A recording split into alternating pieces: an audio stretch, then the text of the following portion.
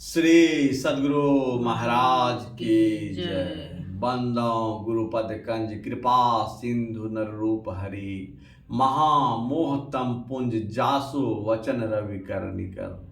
मेरा मुझ में कुछ नहीं, जो कुछ है सब तोर, तेरा तुझको सौंप के क्या लागेगा मोर। हे गुरु, संत में ही अमृतवाणी गुरु महाराज का नित्य प्रतिदिन प्रवचन। त्रिकाल संध्या। प्यारे लोगों, ईश्वर परमात्मा की असीम दया से, गुरु महाराज की कृपा से प्रति रविवार को यहाँ आपस में हम लोग मिलते हैं। इसका खास मतलब यह है कि रविवार के रविवार हम लोगों का मिलन हो और संत मत का प्रचार हो। संत मत से यही विदित होता है कि जो मत शांति प्राप्ति का रास्ता बतलावे, शांति का रास्ता बाहर में नहीं है।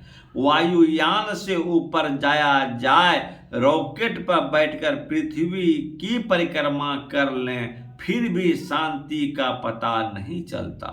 अपने अंदर अगर मन जागृत में नहीं, नींद में, स्वप्न में थोड़ा काल ठहरता है तो बाहरी दृश्य सामने आता है। फिर इसके बाद गहरी नींद में चले जाते हैं।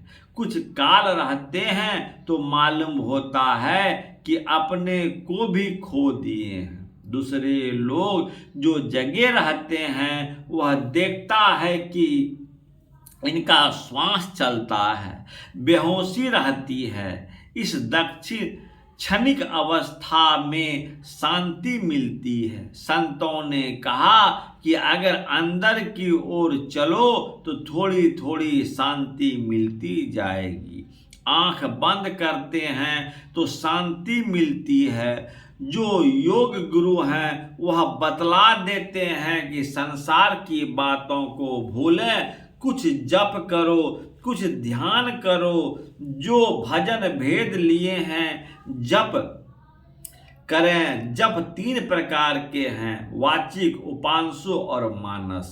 यह मानस जप में यहाँ तक होता है कि केवल मन ही जानता है। मानस जप के बाद मानस ध्यान होता है। मानस ध्यान में ठीक ठीक रूप दिख गया तब समझो कि मानस ध्यान पूर्ण हो गया। इसलिए ठाकुर बाड़ी में मूर्ति रखी गई है। जब मूर्तियां को देखकर ध्यान करते हैं तब वह धातु की नहीं रहती है, मन ही मूर्ति बन जाती है। आगे बढ़ना चाहो तो गुरु की युक्ति से देखो। ऐसा देखो कि एक निशाने पर दृष्टि ठहर जाए।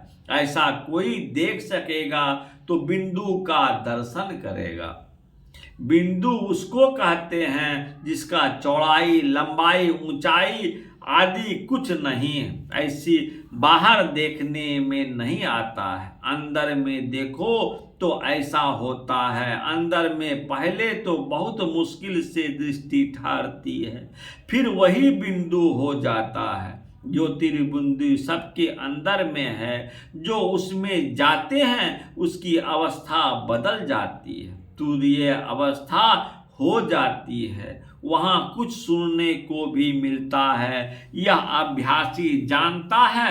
गुरु की युक्ति से जो देखना सुनना दोनों करता है वह देखना छूट जाता है। इस कान से नहीं सुना जाता है वह सूरत का कान है। इसमें जो अत्यंत अभ्यास करता है उसे शांति आती है। अनेक से एक शब्द रह जाता है, उसे प्रणव ध्वनि राम नाम सार शब्द कहते हैं। इसके खिंचाव से ईश्वर तक पहुंचा जाता है।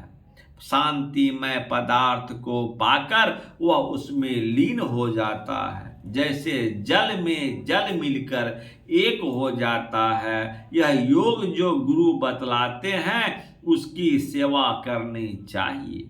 साधन रूपी भेद गुरु से लेकर करनी चाहिए। यही भक्ति है। भक्ति बीज बिन से नहीं, जो जुग जाए अनंत। ऊंच नीच घर जन्म ले, तहु संत के संत। भक्ति बीज पलटे नहीं, आए पड़े जो चोल, कंचन जो बिष्ठा पड़े, घटे न ताको मोल। मतलब यह हुआ कि सब दिन घर के कामों को करते हुए जैसे हम लोग करते हैं वैसे करते हुए उसी में भजन का समय बना लेना चाहिए।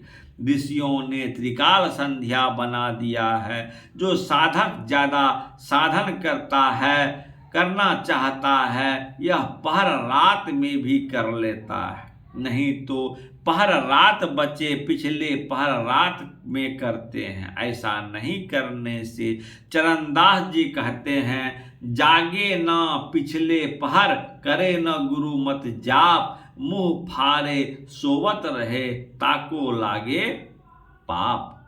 इस बात को सही यानी त्रिकाल संध्या को रोज करना चाहिए। अंदर में शांति का स्थान है, इसको नहीं भूलना चाहिए। इस भजन को जीवन भर करते रहना चाहिए, छोड़ना नहीं चाहिए। कभी न कभी शांति को पाकर फिर जीवन को लेकर नहीं आवे। मैं पहले कहा हूं कि प्रति सत्संगी को सत्संग हॉल के लिए कुछ जमा करना चाहिए। श्री सद्गुरु महाराज की जय। प्यारे बंधुओं, दोस्तों, भाइयों, यदि अच्छा लगे तो एक दूसरे को शेयर, सब्सक्राइब और फॉलो करें और दूसरे को कमेंट भी करें। हे गुरु संत श्री सद्गुरु महाराज की आरती संग